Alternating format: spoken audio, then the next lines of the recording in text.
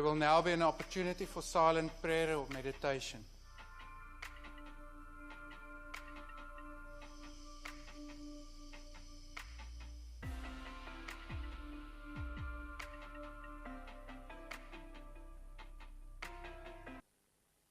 Thank you. Please be seated.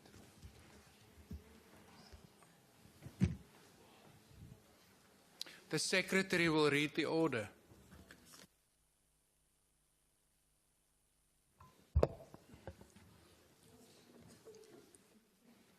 Sorry.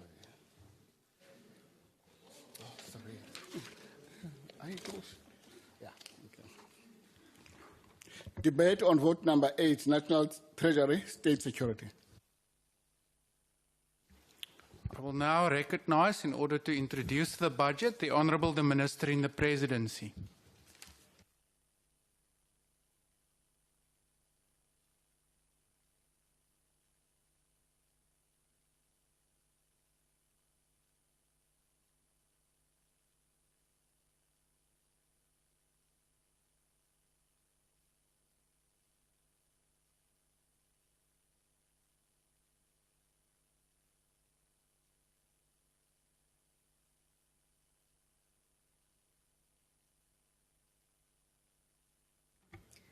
Honorable House Chairperson, Chairperson of the Ad Hoc Committee on Intelligence, Honorable Doris Lagude, Honorable members of the Ad Hoc Committee on Intelligence, the management team of SSA, led by the Acting Director General Ambassador Nozuko Bam, management and principals of NICOC, led by Ambassador Tony Gap Msimang, representatives of the Office of the Inspector General.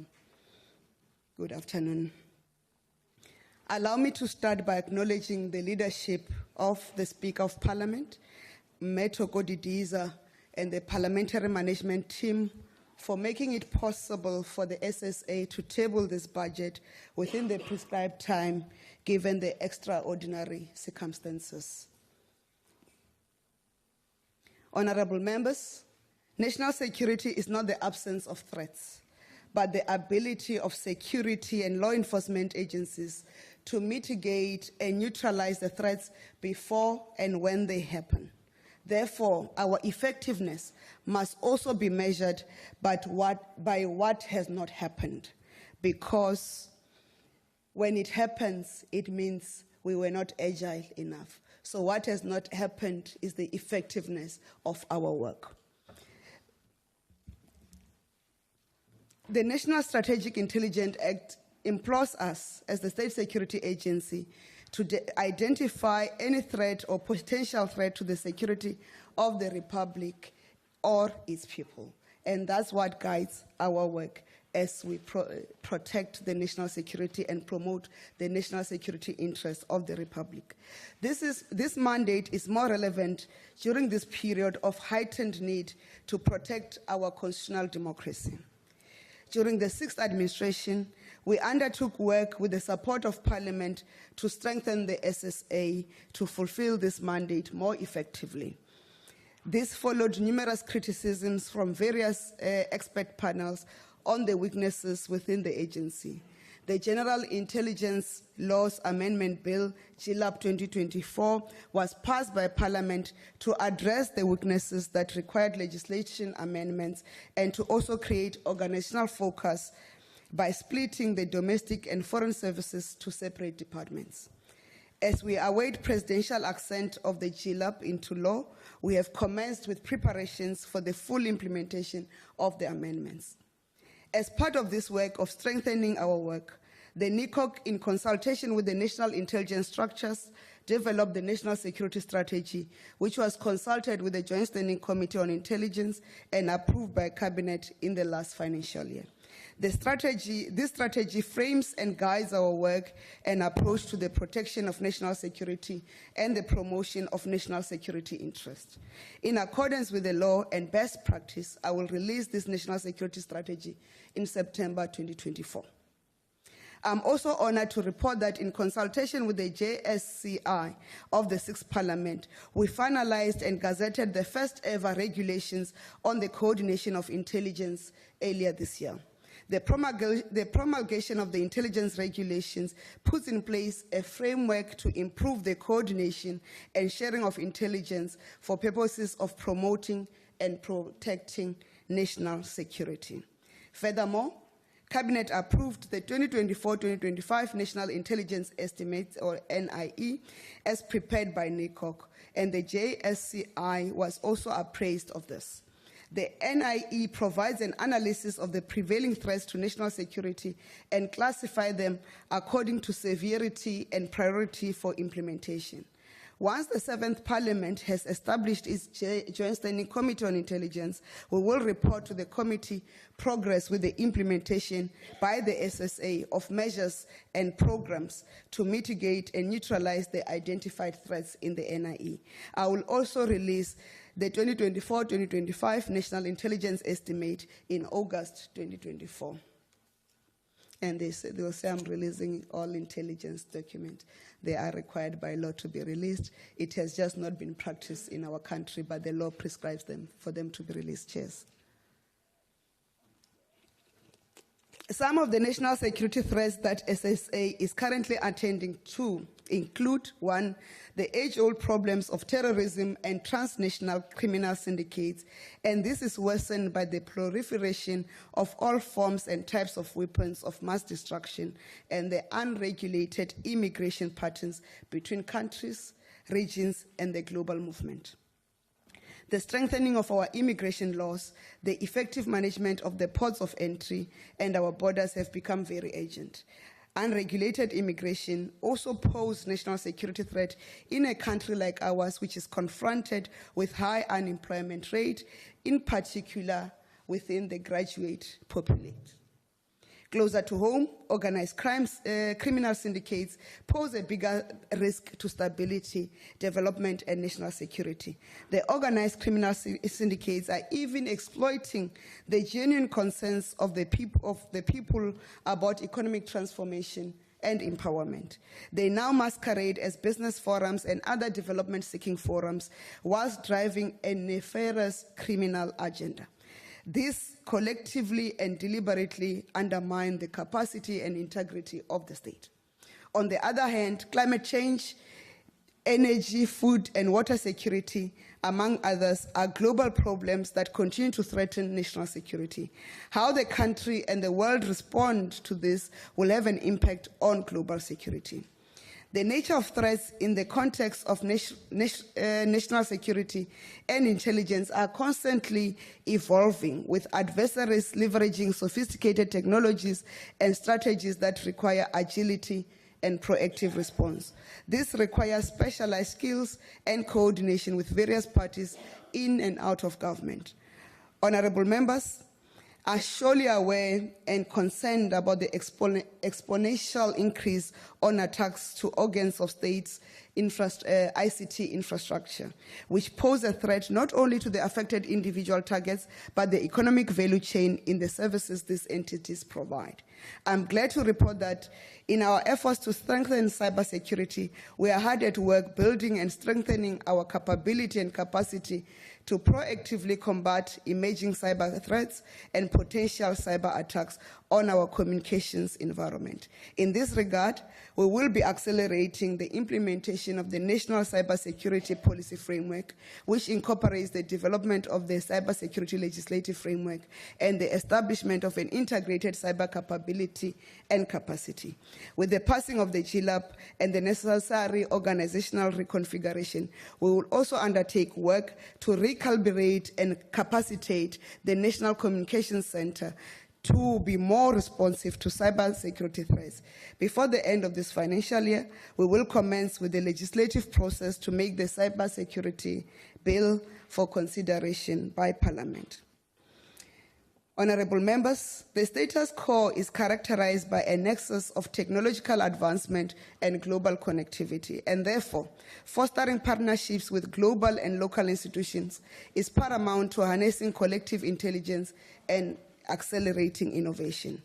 The Intelligence Academy is already working on revising its curricula to focus on most relevant skills of the present-day intelligent environment. Some of these will be achieved through partnership with reputable academic institutions as we work to ensure that the Intelligence Academy is SAQA accredited to ensure the portability of skills.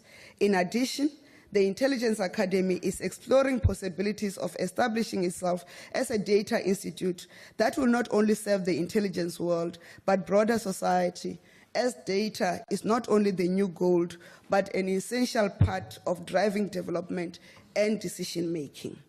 In this regard, investment in collaborations for technology and data sharing with both global and local institutions transcends a strategic imperative.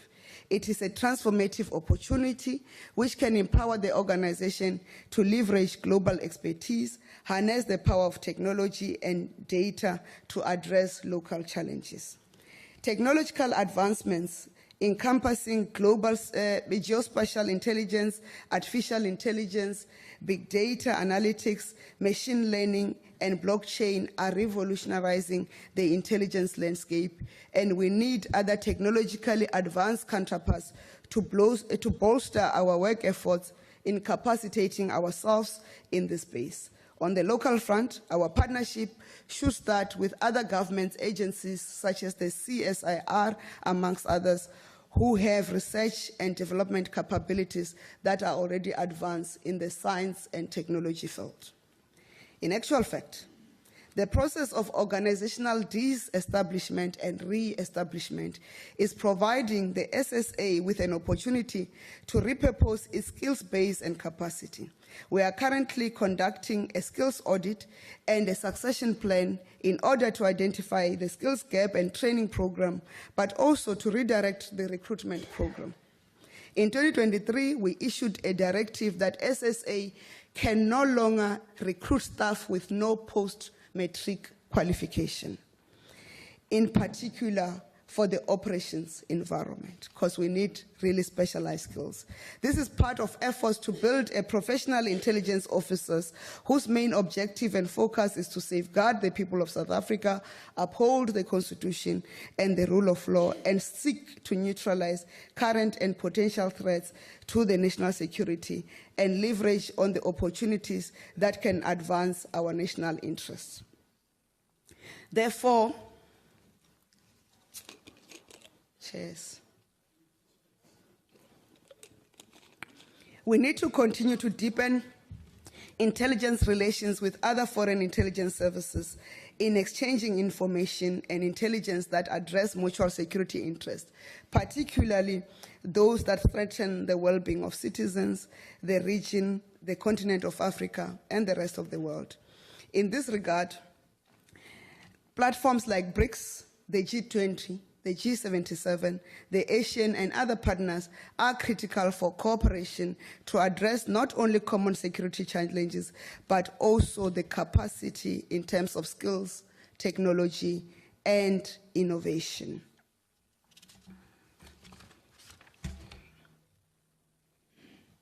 Our posture in world affairs is underpinned by our belief and conviction in human rights culture, which has been nurtured by our long struggle for freedom and democracy.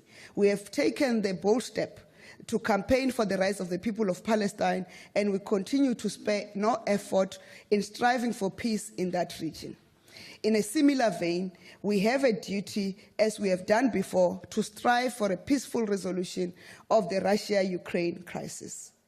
On our doorstep, security situation in the northern Mozambique's Cabo Delgado region remains precarious.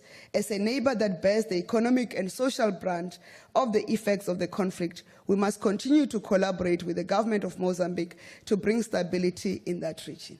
Our country remains committed to make sure that there is peace and stability in the Democratic Republic of Congo, which can be an economic breadbasket for the African continent, but also for the region of SADC.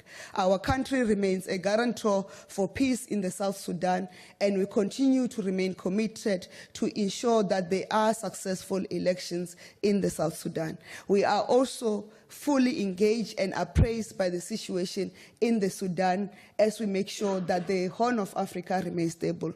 We're all aware of the role South Africa played to ensure that Ethiopia does not sink to the precipice of conflict again. Given the near collapse of the multilateral governance at international and regional levels, humanity is arguably on the cusp of another world war. If the current wars are allowed to escalate into a full-scale world war, the very existence of humanity on a global scale will be put to extreme test. A third world war, either motivated by the search for scarce resources or the competition for technological advances, must be prevented at all costs. As a citizen of the world, South Africa is impacted and affected by a number of issues and developments around the world, and we should strive to collaborate with our counterparts around the continent and the globe to find lasting solutions for world's peace and stability. Honorable Chairperson, as we table this budget for your consideration, we are aware of the efforts of government to minimize the constraints that financial constraints that faces the national fiscus. As we table this budget, there has been a decrease of 10% in the allocation of our budget from the Secret Service Fund due to National Treasury. But we commit to continue to work to ensure that the available resources are used optimally. Our fraud prevention plan has since been approved in the last financial year, and it is being implemented by our Audit and Risk Unit to prevent, monitor, and report incidents of fraud and corruption in the organization for the optimal utilization of the resources. We are also encouraged by the improvement in our audit outcomes in the last couple of years, except for the standard qualification of high inherent risk due to the nature of the environment. It's something we cannot prevent. This is due to the fact that the level of assurances given by the AGSA is lower than that of other audits due to the significant inherent risk relating to the sensitivity of the environment in which they are incurred and the manner in which they are recorded.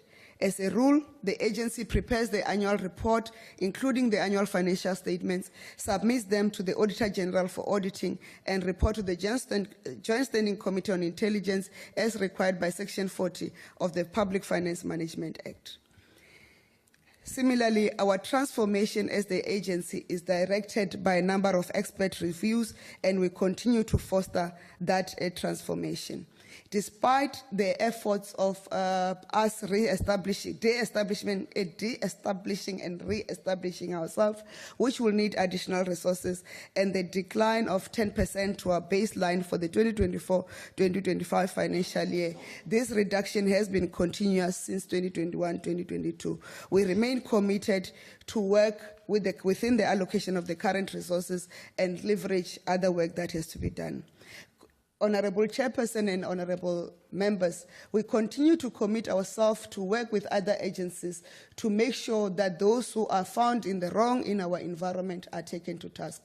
We continue to work with the Hawks to make sure that those who have defrauded the SSA or conducted inferious and illicit and illegal operations within the environment are taken to task. We hope the SCOPA will engage with the relevant authorities to make sure that there is progress on the matters that the SSA has handed over to the investigative authorities so that everybody is brought to book. As we move to the new agency, we want ourselves to be projected as an organization ready to build state capacity that is ethical and has integrity.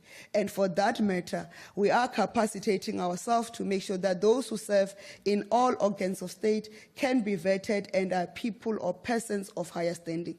We have introduced the e-vetting system to make sure that we can fast-track the backlog in e-vetting, which you had reduced, but another challenge emerged. But when the GLAB is accented to law and state security can be given right of access to all information and data within government entities, government departments, and agencies, we will be able, with the implementation of the e-vetting system, to reduce the backlog and make sure that those who hold position of senior authority are accountable to the people of South Africa, and they are people of good standing and great nation. We are grateful for the support we continuously receive from our counterparts in the continent, within the region and the globe, but most importantly, we are grateful and appreciate the support that we continue to receive from our partners domestically as they serve as a force multiplier to the work that we have at hand. We remain thankful to the Parliament and the committees that have supported our work. It has not been easy, but we have found each other, and we hope that when the 7th Parliament establishes the appropriate committee, we'll continue to work in the spirit of making sure a better South Africa for all. And as the 7th administration, it offers us a unique opportunity for us to work harder and smarter together to achieve the South Africa of our dreams. Ndodibua inkomo na kenza gyalabo.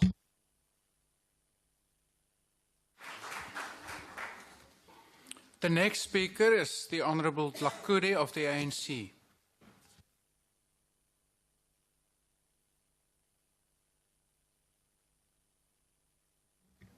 Thank you very much, Honourable House Chairperson. Greetings to the Honourable Minister, Deputy Ministers, Honourable Members, and the Intelligence family.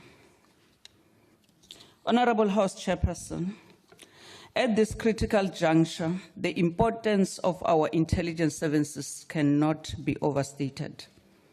As threats have evolved dramatically, traditional security concerns like military conflicts and territorial dispute have been compounded by new challenges. In this complex threat environment, intelligence services are our first line of defense. They provide the necessary insights to anticipate, prevent, and mitigate risks. As such, adequate funding is crucial for maintaining our ability to respond to these dynamic and multifaceted threats. Honourable House Chairperson, the SSA plays a pivotal role in maintaining the national security. Its mandate encompasses countering traditional threats and addressing contemporary asymmetrical threats. However, the significant decline in the SSA's budget severely hampers its ability to fulfill these critical mandates.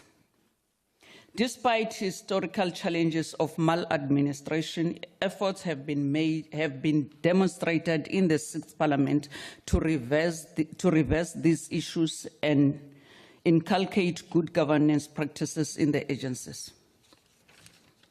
Noting that the current national budget is formulated on a tightly constrained fiscal environment, our nation should not compromise on effective, well-resourced intelligence services.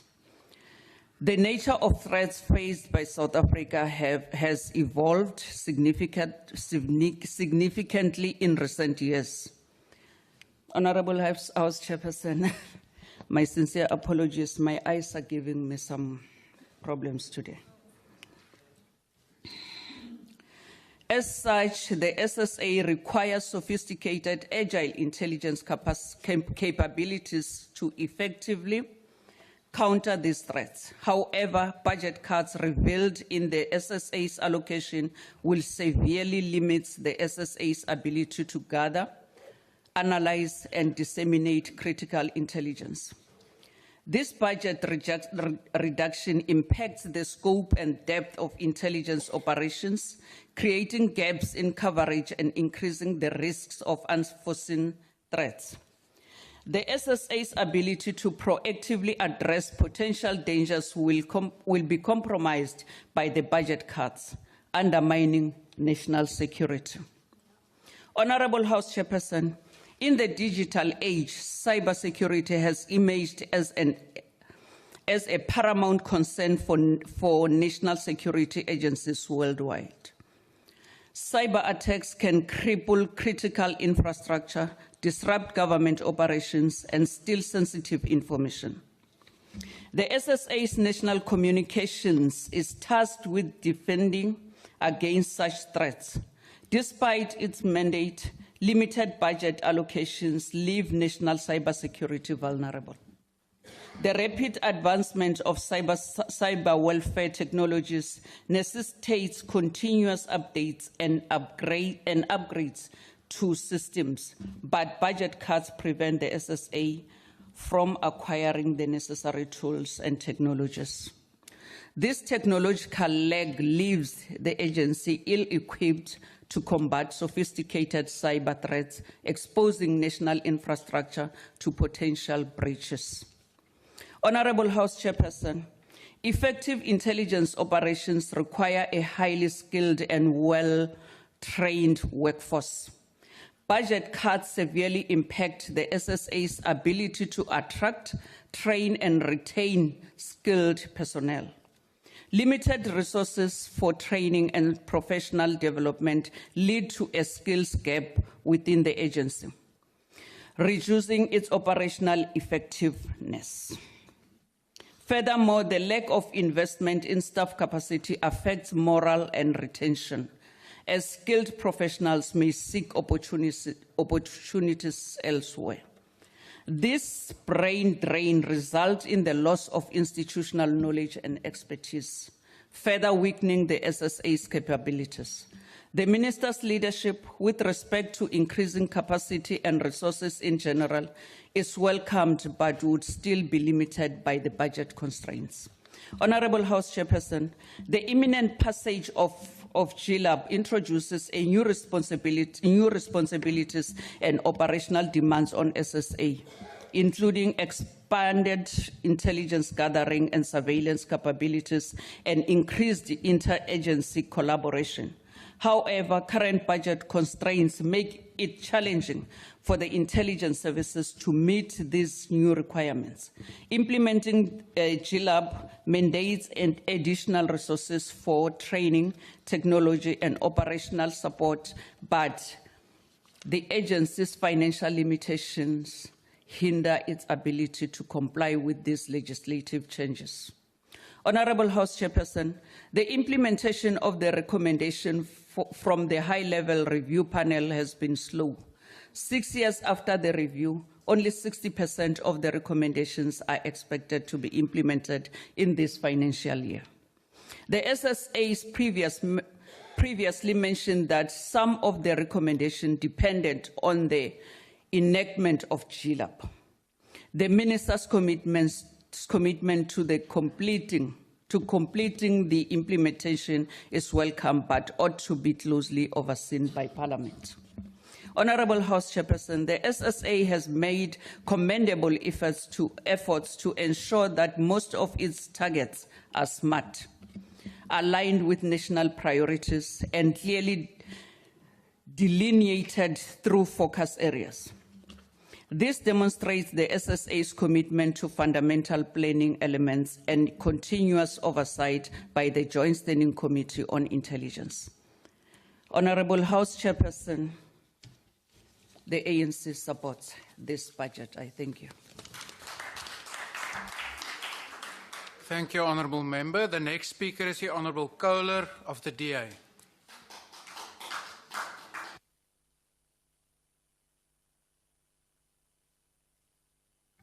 Thank you, Chair.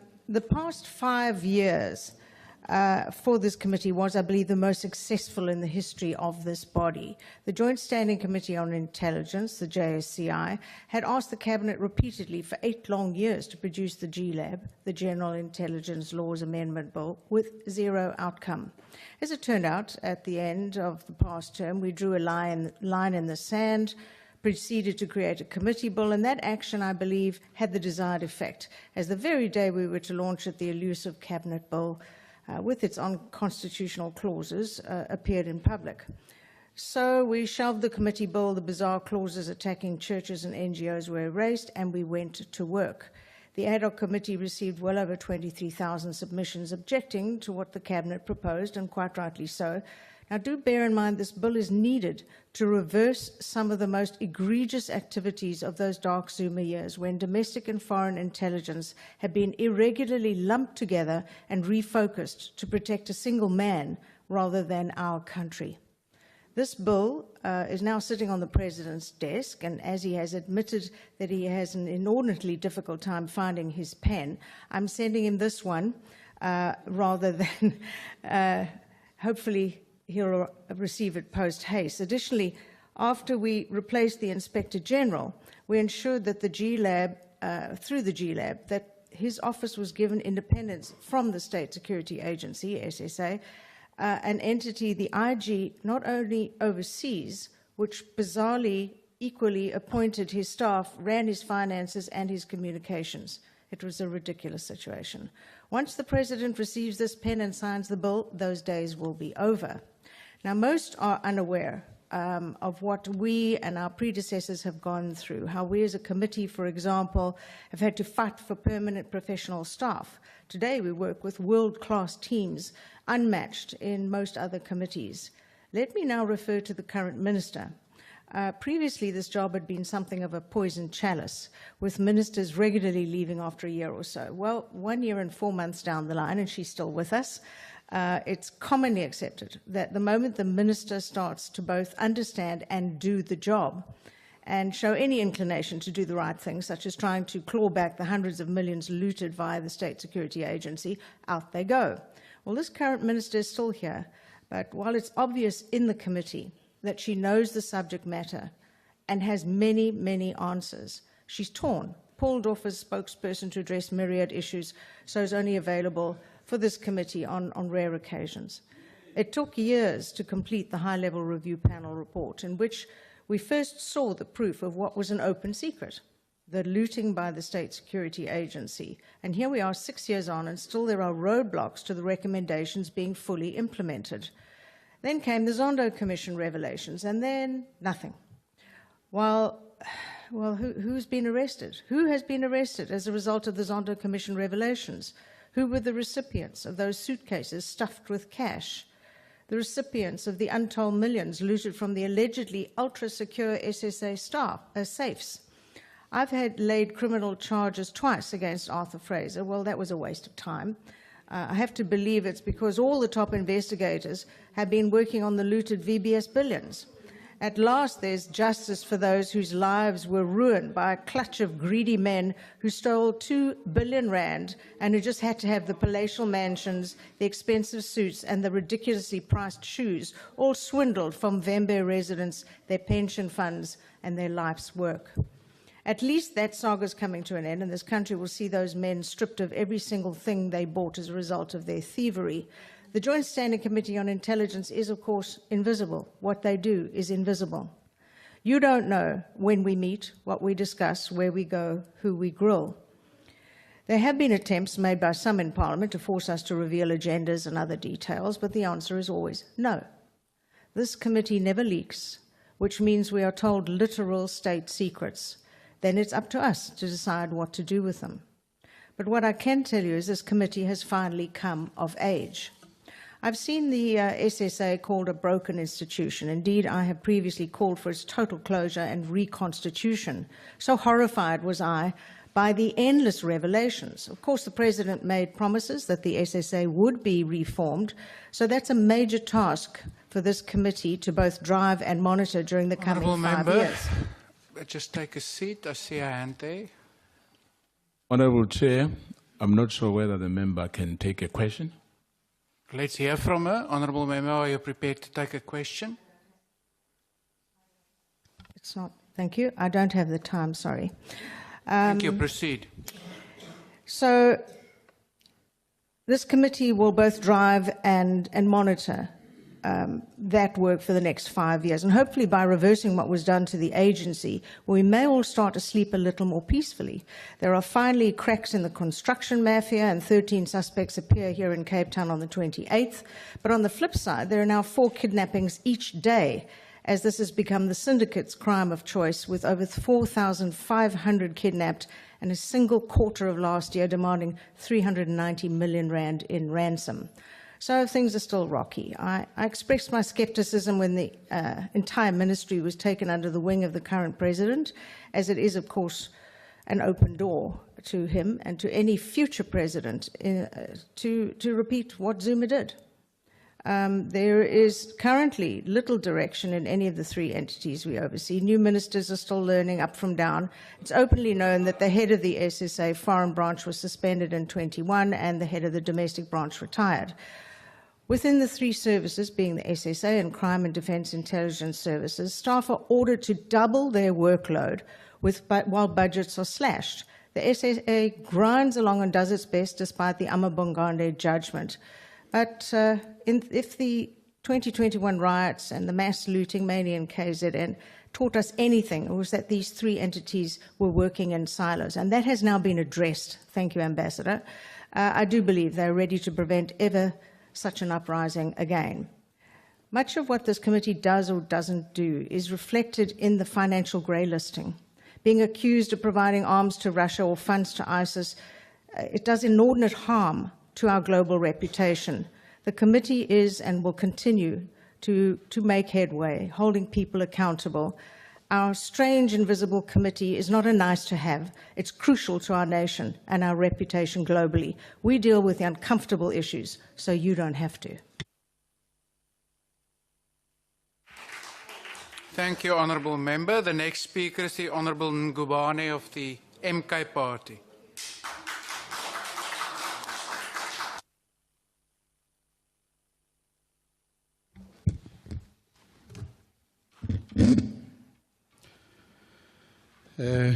Honourable Speaker, members of Parliament, I greet you in the name of our President, President Jacob Gedleyihlekisa Zuma, the only honest patriot in South Africa who's ever lived. Intelligence by its nature is the epitome to protecting the sovereignty of our country.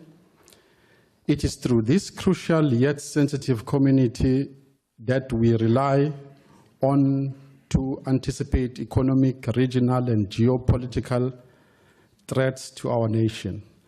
The emergence of advanced digital technologies and the knowledge economy create an even more complex threat to all our government entities and citizens at large.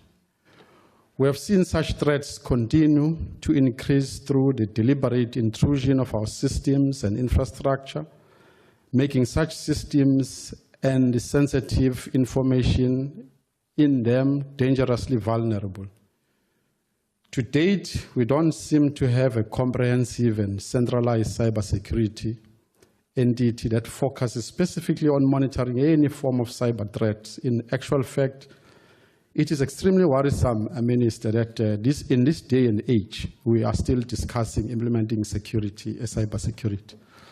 And Minister, you once heard at the CETA, and you know very well that the cybersecurity comes way back in the 70s. But here we are, we have entities that have zero cybersecurity at this time and age of our day.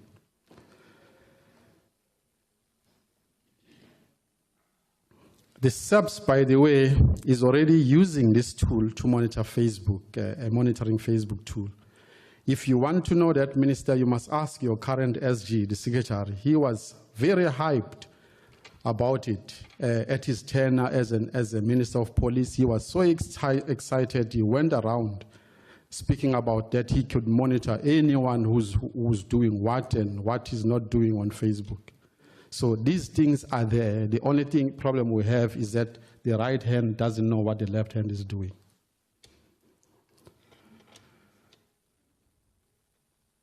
I'm mentioning this, Minister, so that you know that there needs to be collaboration in these entities. For example, last Sunday we read on the Sunday newspapers that one intelligence agency in South Africa will start monitoring social media users.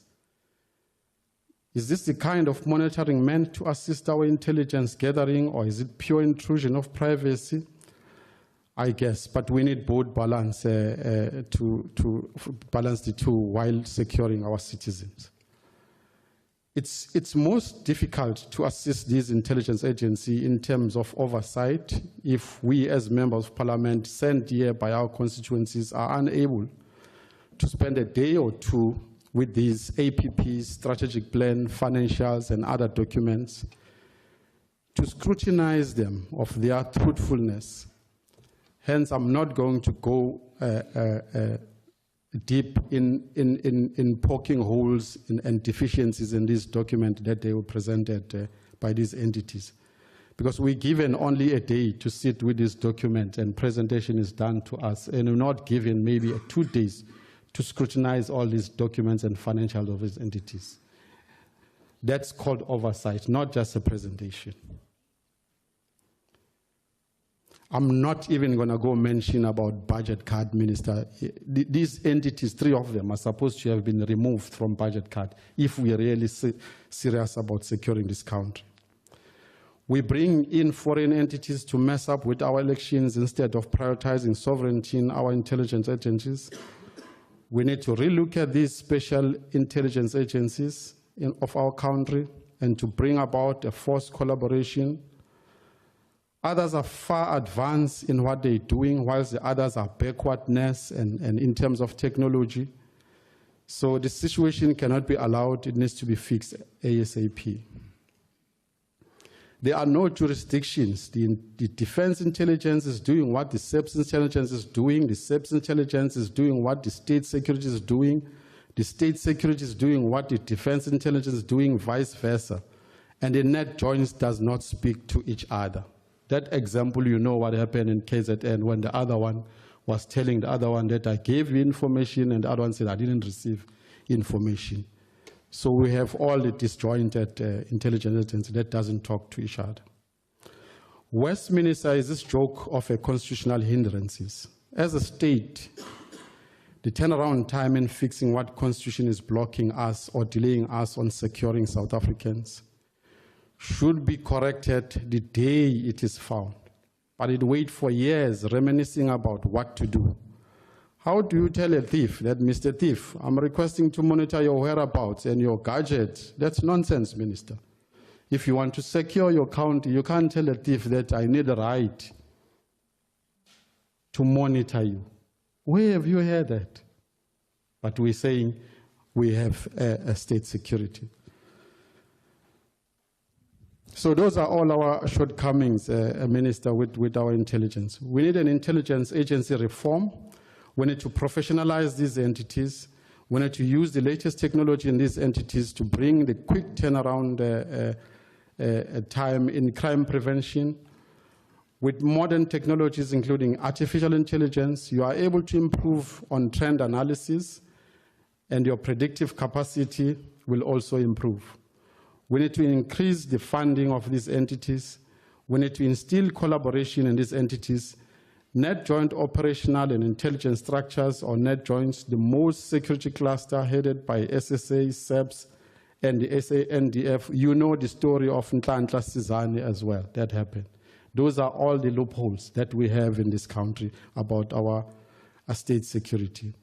We need to create a scenarios, Minister, where each entity watch other entities. We have entities in state security that runs amok in this country.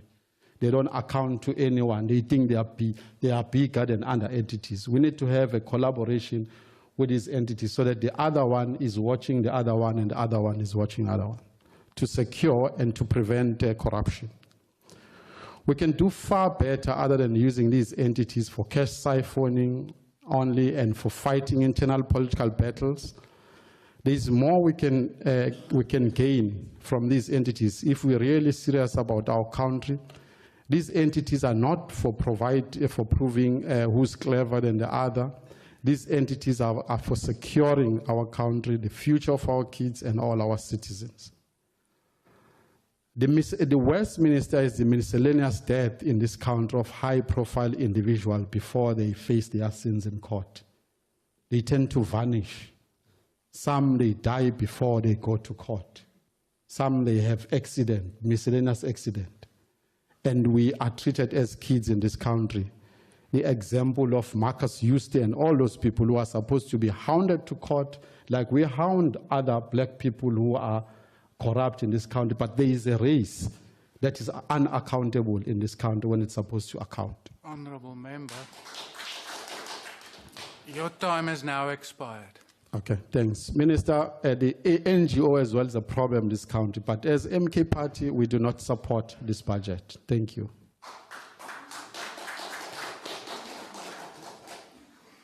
The next speaker is the Honourable Dlamini of the FF.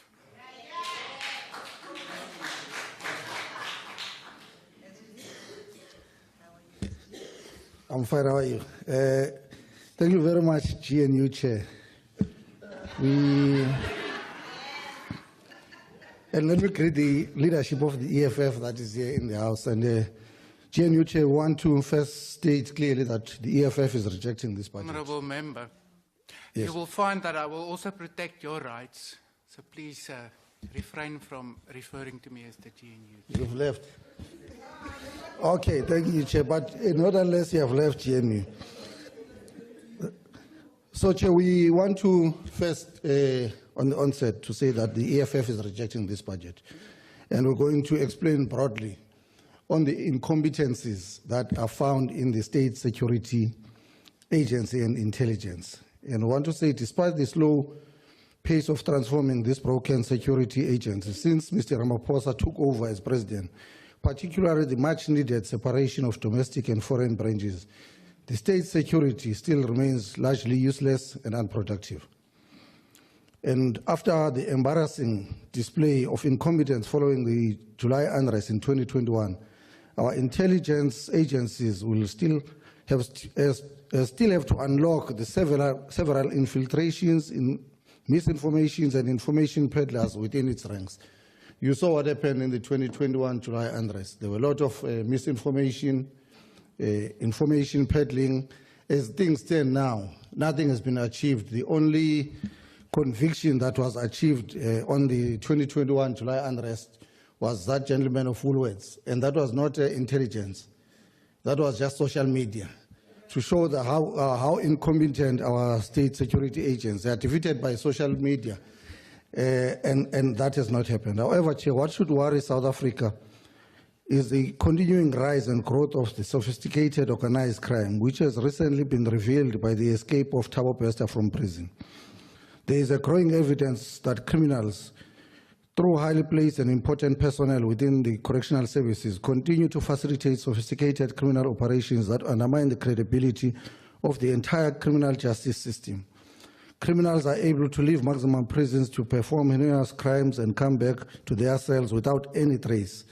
This is the biggest security breach and will result in the general populace losing the total confidence in the justice criminal system. The Thabo Bester escape, above everything, tells us that we do not have intelligence agencies that are able to intercept and present such breaches of our national security. The same story with the Thabo Bester, Chair. It was not intelligence, it was social media and Woolworths. And I think as things stand now, Woolworths, they are doing better than our state agencies, because 2021 unrest, it was Woolworths, Thabo Bester, Woolworths cameras. Another related aspect to this phenomenon is the growing power of assassination networks in our country. These networks extend to the prison system. One can today rely on a convicted criminal serving a long sentence in a maximum facility to perform assassinations outside and go back to prison. We've seen and we've heard stories of these boys called Izinkabi that have been arrested and they are serving long term in prison. But they get bought and then they get released over the weekend to go and continue with assassinations, and then they go back on Monday. That is why even the police are failing to combat the issues of assassinations that are taking over in this country. It is the fact that these assassination networks are commanded or even used by individuals within the top levels of security forces to settle differences or at times eliminate their opponents. A country with an inability to neutralize organized assassinations network is a country with a totally dysfunctional and infiltrated intelligence capability. In addition, the growing power of criminal communities that operate in pursuit of parasitic local government tender system is continuing to erode service delivery in many communities. We've got a group of gangsters that now they go and hijack service delivery projects in the name of business. And our intelligence systems are found wanting. They can't, and that has affected a lot of projects that were supposed to have been delivered. Our intelligence systems cannot predict and totally undermine the efforts of these activities so as to allow the delivery of service delivery to occur. In fact, this is one of the key reasons the EFF believes that building state capacity is the only solution to abolish the tender system, so that once we've abolished our systems, even these criminal elements, they won't find any space because they cannot stop projects that are delivered by the government.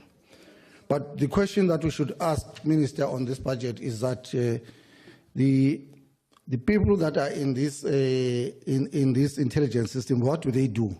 In the crime intelligence, in the security intelligence, what is it that they do? Because as things stand now, there's nothing that this country can say, this is a result of the intelligence system. Everything else, it has collapsed, they are incompetent, they are not helping anything. One case in point is an issue of Palapala. The Palapala saga is carrying a lot of answers. The Joint Standing Committee of Intelligence refused to hold an open investigation into the Palapala matter, in which serious allegations of abuse of these state agencies by the sitting presidents were made. Once more, the parliament failed to hold the executive accountable, choosing instead to shield the president from scrutiny and pretend as if it is business as usual. So the Palapala matter, there were a lot of allegations that were made there by Mr. Fraser on using the security agencies, taking people to cross our borders to Namibia, and the parliament refused to hold the president accountable. So there are a lot of issues, Minister. So it doesn't make sense of why we would even try to support this budget. Maybe what you need to do is just a total overhaul of that whole department and make sure that time you've has now expired. people that are not compromised. So we remain rejecting this budget, Minister. Maybe try next time when you got better people.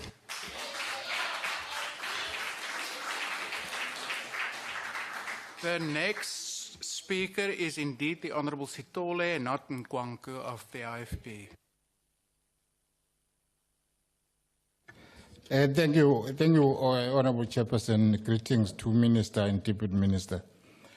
Honourable Chairperson, the mandate of the state security is to provide the government with intelligence on domestic and foreign threats, on potential threats to national stability, the constitutional order and the safety and well-being of our people.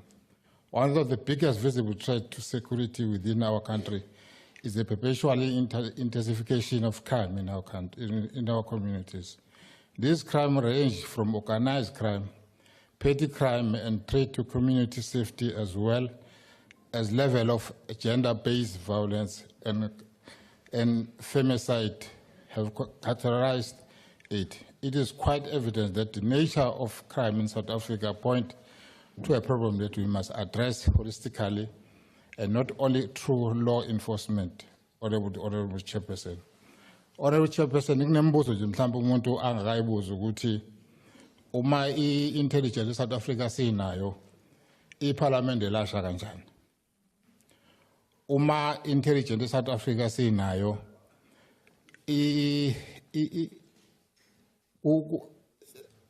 indiza yamagupta iyehla kanjani lokho eWaterkloof? Iyahlala kanjani eWaterkloof? Uma intelligence sinayo, kuneluthingi eyenzeka eKZN, yenzeka eGauteng, yayikuphi intelligent uma intelligent sinayo? Uma intelligent ikhona, kufa abantu insuku zonke emathaveni. Intelligent ikuphi, yenzani mama intelligent ikhona? Kwathathwa imali e-airport, yathathwa imali e-airport, iyayikuphi intelligent uma ikhona? Ukuchaza ukuthi sisesimeni la i-South Africa ngelilanga kuzokusiphethwe abanye ama-country kuzobe kungaphethwe yithi. Manje ngaleyo ndlela ke Honourable Minister, ngicabanga ukuthi isikhathi manje sokuthi i-country ivuke emaqandeni iphume kule simo esikuso. Chairperson, the role of Parliament in democratic and civilian security sectors governance has never been more critical as we advance the security of our citizens. Considering the ever-present clock of secrecy surrounding the doing of these agents, we need to ask ourselves a few hard-hitting questions. How are we utilizing numerous tools of oversight available to us as legislators to hold the state security apparatus to account? are we scrutinizing the budget effectively? Is there any sufficient information available to us to reach into what some might term the Pandora box of security and security expenditures, transparency and accountability of state security to the citizens? Without compromising the nature of mandate of the state security, we must conduct to ensure that a shadow government with shadow policies is not resources and capital capacitated. All security branches, operators, and services are subject to the Constitution and the rule of law and should be conducted in the best interest of the safety and security and the people of South Africa. Honorable Minister, abantu bakithi sebephelile emateksini. Bafa usuku nosuku badutshula usuku nosuku umbuzo ukuthi intelligent iyonceda bani ngaluphi usuku. Angithokoze kakhulu.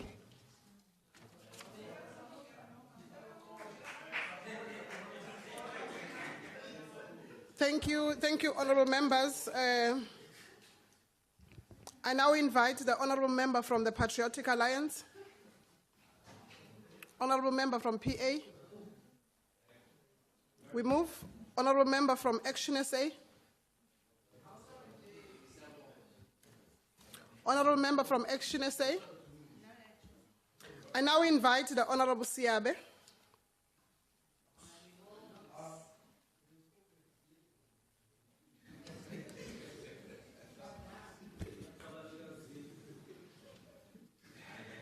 Thank you, House Chair. Greetings to the Minister in the Presidency, the Deputy Minister in the Presidency, Chairperson of the Ad Hoc Committee on Intelligence, honorable members, and the intelligence community. The South African Police Service Crime Intelligence Division plays a crucial role in the efficacy and success of law enforcement in safeguarding public safety. As the intelligence arm of the police, SAPS-CI's mandate includes the collection, processing, and dissemination of intelligence on a wide array of criminal activities. Its role in strategic planning and tactical operations is not just fundamental but indispensable. By monitoring trends in criminal behavior, emerging threats, and technological advancements used by criminals, SAPS-CI helps adapt policing strategies to evolving challenges. This intelligence enables law enforcement agencies to anticipate and disrupt criminal operations, prevent crimes, and apprehend offenders. SAPS criminal intelligence is poorly regulated. That is my view. The existing regulatory framework governing SAPS-CI's operations is inadequate, leading to significant operational and ethical concerns. The division's mandate is outlined in the National Strategic Intelligence Act 39 of 1994. The crafters of the legislation had envisioned that SAPS-CI would draft regulations to govern its work. The matter was raised with SAPS-CI during the 2023-24 budget consideration, but this seems to not have been done and included in the 24-25 APP instead. The lack of comprehensive regulations governing SAPS-CI operations is a pressing issue. Given the intrusive nature of the techniques employed by SAPS-CI, it is crucial to establish clear boundaries for its operations. These regulations should include detailed guidelines on the permissible scope of surveillance, data collection, and other intelligence gathering activities, along with robust oversight mechanisms to prevent abuse of power. The current internal rules and guidelines governing SAPS-CI's operations are insufficient and they can be easily disregarded. To address this, the Joint Standing Committee on Intelligence in the 6th Administration stressed the importance of utilizing independent oversight bodies. These bodies, with the authority to monitor SAPS-CI's activities, investigate complaints, and enforce compliance with regulations are a crucial step towards ensuring the division's operations are transparent and accountable. They should be empowered to conduct regular audits, review SAPS-CI's operations, and impose sanctions for any violations, providing reassurance to the public and stakeholders.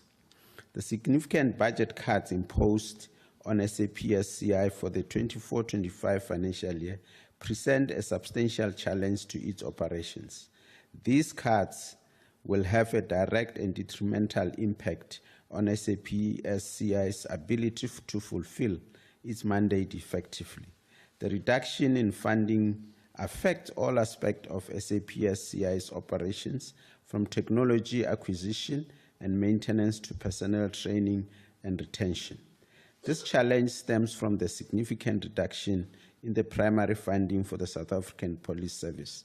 Specifically, SAPS has experienced major reduction in the 24-25 allocation, including a decrease of 8.6 billion for operational expenses, 4.9 billion for goods and services, and over 1.5 billion for machinery and equipment. These reductions will have a cascading impact on all of SAPS divisions, including SAPS Criminal Intelligence. SAPS Criminal Intelligence desperately needs to renew advanced technologies. However, the budget cuts will severely limit this capacity to acquire and maintain these essential technologies. Without adequate funding, SAPS-CI will struggle to keep up with technological advancement and counter the sophisticated method used by criminals. This technological lag can result in gaps in intelligence coverage, reducing SAPS-CI's ability to anticipate and disrupt criminal activities. Effective intelligence operations require highly skilled personnel. Budget cuts will impact SAPS-CI's ability to recruit, train, and retain qualified staff. The reduction in training programs will hinder the development of critical skills needed to analyze and interpret intelligence data. Moreover, inadequate compensation and resources may lead to higher attrition rates, resulting in a loss of experienced personnel. This loss of expertise will further weaken SAPS-CI's operational capability. It is our hope that the ministry will pay attention to this and intervene. The ANC supports the budget. Thank you, Chair. Thank you, Honourable Member. I now invite the Honourable Member from Al Jama, Honourable Member from PAC, Honourable Member from NCC, Honourable Member from the NCC.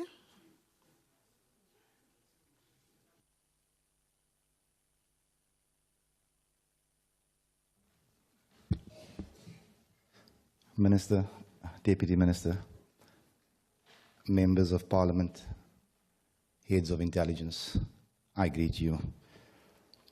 It is a concern, Minister, but it was a foreseeable concern that 5 years of financial mismanagement would result in budget cuts.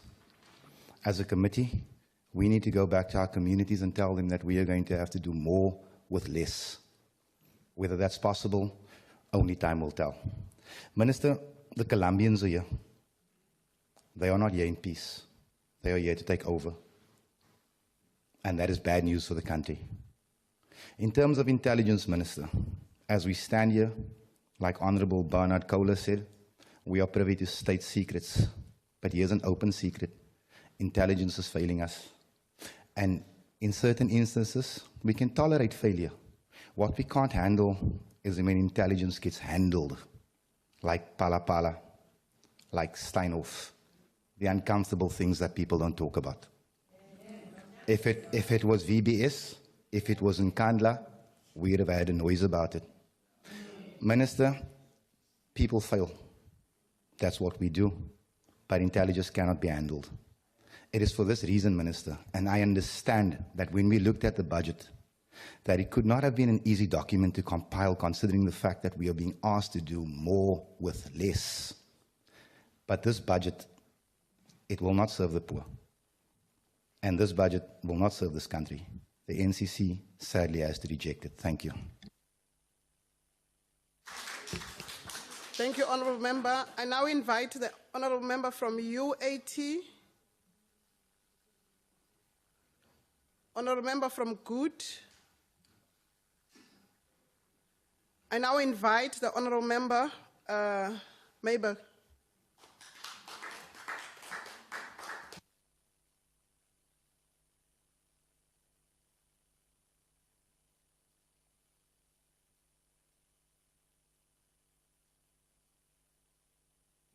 Honourable Chairperson, Honourable Minister, members of the House, members of the intelligence community. The role of our intelligence services remain crucial for the safeguarding of our democratic order and the protection of our territorial integrity. These objectives are non-negotiable. However, it does give rise to two very important questions. Firstly, is the intelligence community adequately equipped for the job? And secondly, are they doing their work in a way that can be reconciled with the prescripts of the law? Chairperson, in dealing with this budget vote, these, amongst others, are the important questions we need to concern ourselves with. My hope is that in doing so, politics and factionalism will remain beyond the purview of our work, because ultimately the security and prosperity of South Africa and all her people should be our sole and only concern. Artificial divisions, self-destructive factionalism, and debilitating rivalry amongst and within our intelligence services go back many decades and certainly precedes 1994. So too the abuse of secret accounts, irregular expenditure, and inadequate internal financial controls. The report of the High-Level Review Panel of 2018, together with the more recent findings of the Zondo Commission, have reminded us of the enduring challenges that continue to bedevil the security of the state and all of us who depend on its protection. And so when we talk of budgets, the absence of consequence management for past misdemeanors remains the elephant in the room. Taxpayers, the very people whom we represent here today, demand an end to the abuse of their hard-earned income. Budgets are being slashed across the board, and the intelligence community is not immune. But one cannot realistically ask for more when justice is not being seen to be done. And so this is the unfortunate conundrum we all face here. How do we improve the financial capacity of our intelligence services in the absence of consequence management for serious financial and managerial irregularities of the past? And how do we make out a credible case for more resources when so many questions remain unanswered? And how do we restore faith in the custodians of our safety when evidence of self-correction is sorely lacking? I do know this, Chairperson, the countless dedicated South Africans who work with patriotic fervour and unquestioned integrity to protect our collective well-being certainly deserve better. And so, Chair, as a country we continue to face a number of serious threats which require a coordinated and professional response. Corruption and the squandering of scarce resources at the highest level poses a serious risk to the goal of a peaceful and prosperous society. So too does the growing menace of religious extremism and its accompanying manifestations of terror. Regrettably, we also need to contend with those amongst us who wish to disturb and possibly overthrow the constitutional democratic order for which so much has been sacrificed. In order to meet these challenges effectively, we need to be assured of an intelligence community that respects and upholds the Constitution and which manages its affairs in strict compliance with the law.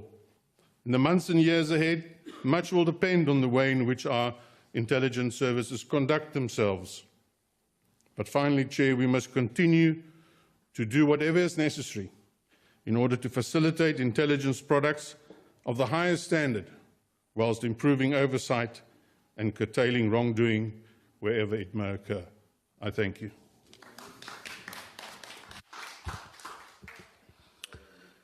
I now invite the Honourable Lucas.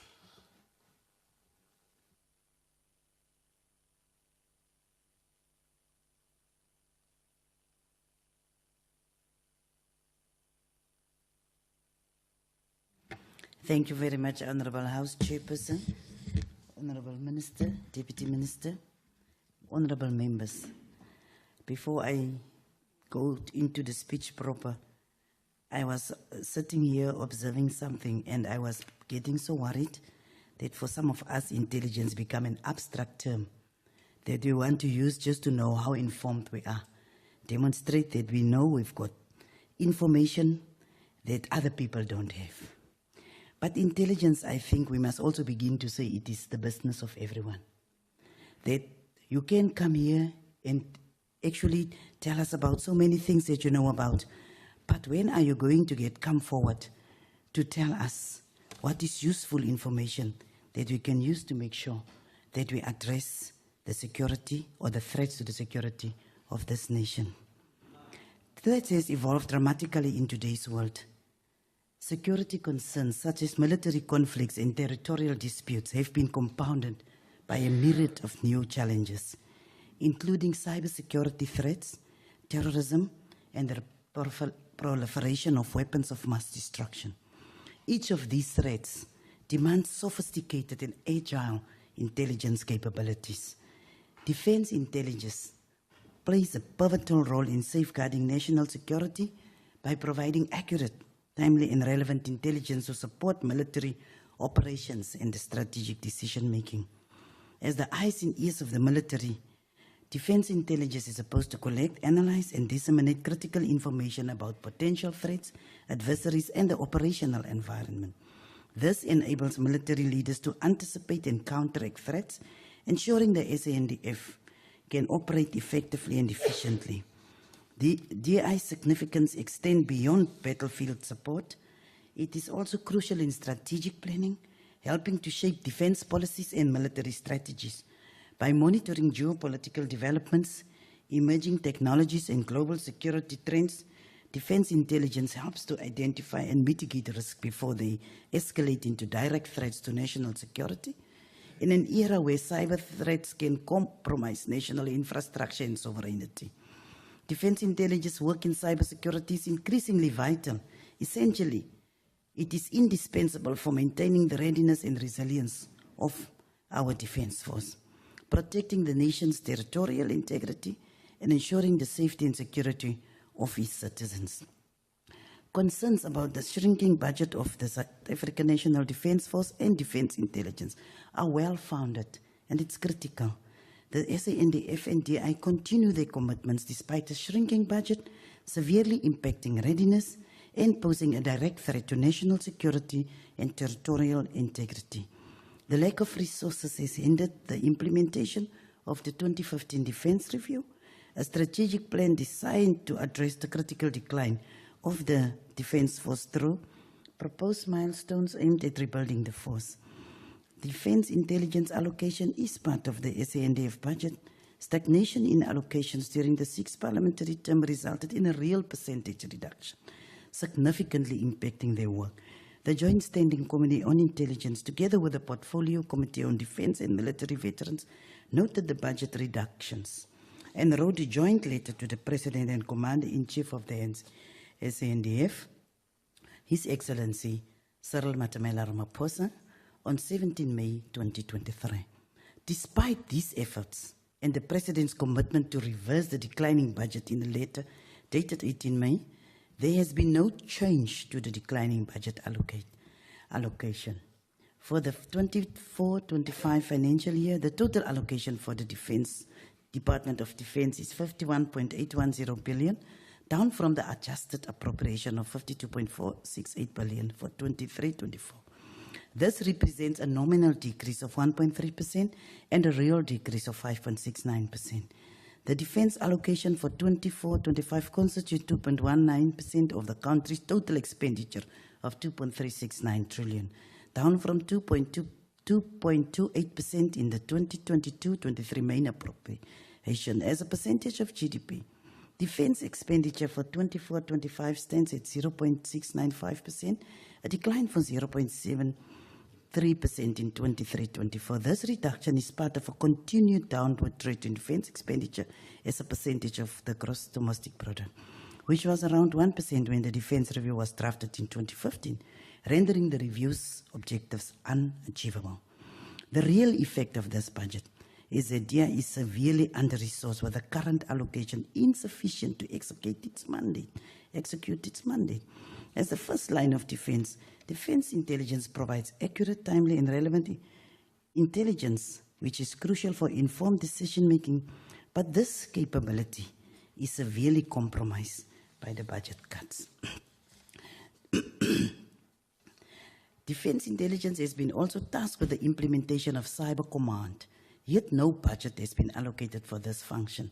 And cybersecurity, as has been said by those before me, is a pivotal aspect of modern defense, and the absence of funding in this area exposes significant vulnerability in our national security infrastructure.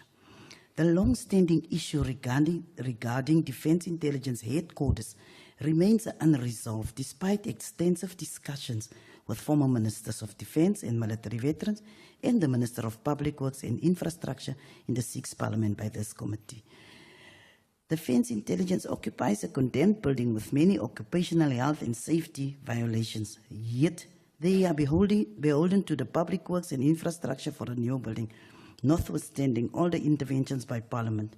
The inability to secure a viable solution continues to hamper the effective operation of these critical components of our national security framework. The headquarters issue exemplifies broader systemic challenges that stem from insufficient funding and support.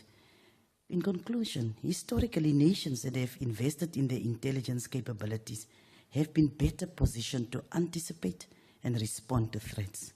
Adequate investment in defense intelligence is not just a matter of national security, but a fundamental requirement for the safety and prosperity of our nation.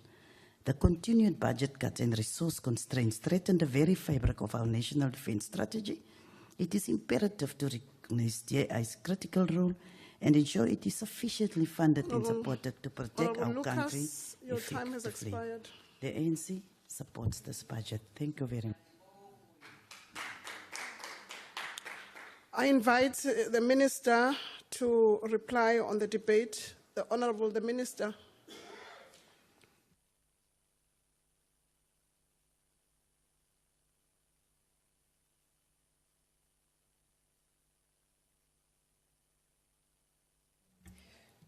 Thank you, Honourable House Chairperson. Maybe let me start here. That national security is our responsibility as South Africans, collectively so. And the principles that govern our national security are: we must reflect the resolve of South Africans as individuals and as a nation to live as equals, to live in peace and harmony, to be free from fear and want, and to seek a better life. It must also reflect the resolve to live in peace and harmony, precluding any South African from participating in armed conflicts nationally or internationally, except as provided for in terms of the Constitution or national legislation. And that national security must be pursued in compliance with the law, including international law. And that national security is subject to the authority of Parliament and the national executive.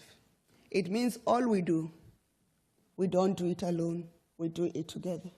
Yourselves as members of Parliament and ourselves as members of the national executive. And that also extends to each and every South African. What do I mean by that? It means wherever we are, wherever we reside, we have a role to play to ensure that there is national security.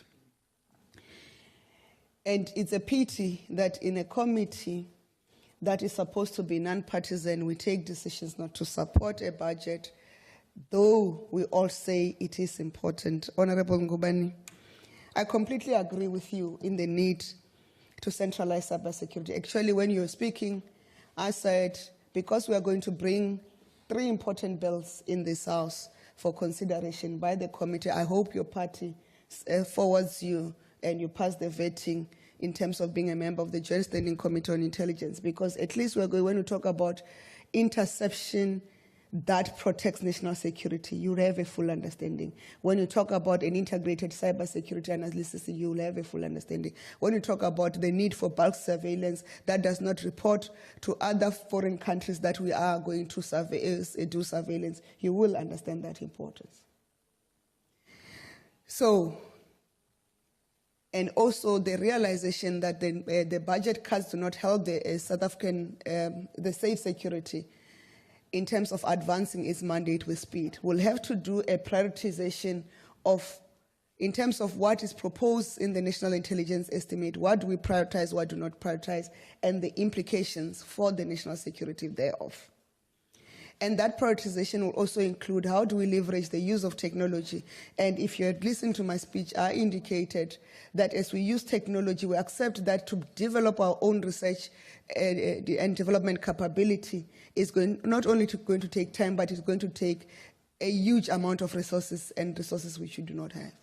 And therefore, we'll have to collaborate with entities, not only of government, but also other entities within the country to make sure that we harness that technology. As we sit here, like you have said, the integration of the capability that sits with the Space Agency of South Africa, the CSIR, the National Research Foundation, and other entities of the DSI into the work that we need to do to complement and protect our national security will be key and important. That will mean you, as members of the Joint Standing Committee of Intelligence, supporting us on accessing the data, that when we need access to data from the National Space Agency, it doesn't have to go via other people. We can have it, we can access it directly. Because that's what we mean, you meant by the left knowing what the right is. Sitting here, we may not even need the interception laws.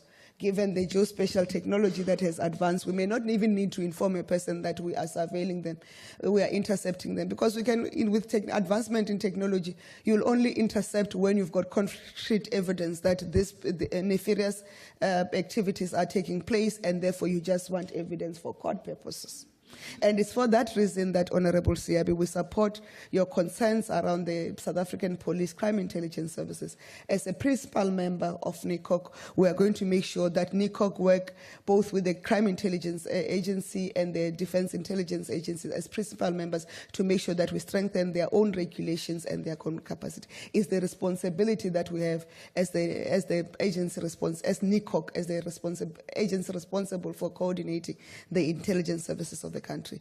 The cooperation of the principal members of NICOC, including not only the exchange of information, but the exchange of capability, will go a long way in advancing the strength of the national intelligence structures of our country, but also promoting and protecting national security. Honorable Ngubane, I think you joined Parliament late. You should have been in the 6th Parliament when we're debating the bulk surveillance and the need to report to a judge, because you would have clarified your fellow members of Parliament that bulk surveillance does not need to be reported to a judge because it's not targeting, it's not infringing on any privacy. But do not worry, we are bringing the surveillance legislation proposals as we've undertaken. We're going to finalize them quickly. And Honorable Barnard, I thought, even though you are loath of giving credit, you'll give credit that we made serious progress in the 6th administration in the 1 year, 4 months that I was in the role to advance things that you have been waiting for them for longer. And you should have been appreciative of the fact that the President retained me in this portfolio so that we could do concrete work to advance what we have undertaken to do. As we meet today, our country indeed faces a plethora of challenges. But what is interesting, the business forums that we are all speaking against today are protecting some of our political parties, and we have no shame in being associated with those. And as responsible South Africans, as leaders in this country, it doesn't matter whether you're in the GNU or not. The fact that you are represented in the parliament, it means you are part of the policymakers and decision makers and then leaders of this country. We need to work together collectively, Secretary General of the EFF, to make sure that we put the interests of the country above any other interest. And that's what is the State Security Agency is tasked and is obliged to do. And that's why the parliamentary committee is supposed to be non-partisan, so that we can say, without defending ourselves, what have we done? It is true that there are those within us who conducted, who found themselves in the wrong, and that it is for that reason that I reported that will require your support as you push the Hawks and the investigating authorities that they must be prosecuted. We have submitted what is required of our part. We have submitted the evidence. But in the space of not wanting to interfere with others, we have made sure that we submit and we leave them and we do follow-ups as and when required. But it doesn't infringe on their independence, because we cannot be. But as members of parliament, you have the responsibility, because you allocate budgets of the investigating authorities and the prosecution authorities, to find out the progress. And there is a committee in this parliament that is set up for that. And the working together is not limited to the executive. The committees of parliament must also collaborate to make sure that there is progress to address the malice and the misdemeanors and all sorts of things that have happened in this country. We continue to commit ourselves to work with all agencies of government, but also other agencies outside of government, to promote national security at all costs. We commit that despite the cut in our resources, both as for SSA, but also for the other principal members of the NICOC, we're going to do our best to make sure that the intelligence, the national intelligence structures are up to the task, up to the responsibility, including what you have bemoaned in terms of the skills gap. We are going to come to the Joint Standing Committee of Intelligence and tell them that this is the movement we're going to do. That's why we're doing the succession planning. That's why we're doing the skills audit. Because at some point, we'll have to offload some of those who hold irrelevant skills, who cannot be retrained because of other issues. But we need to then build state intelligence structures that are agile and responsive for the future. Because, as I've said, technology has become intelligence. Data has become intelligence. We cannot have the capacity that is not responsive to that. Those born before technology will have to make space for those born with technology, because as we use technology to massify our ability to protect South Africa and the interests of South Africans abroad and domestically. Thank you very much. Thank you, Minister. That concludes the debate and the business for the mini-plenary session. The mini-plenary will now rise.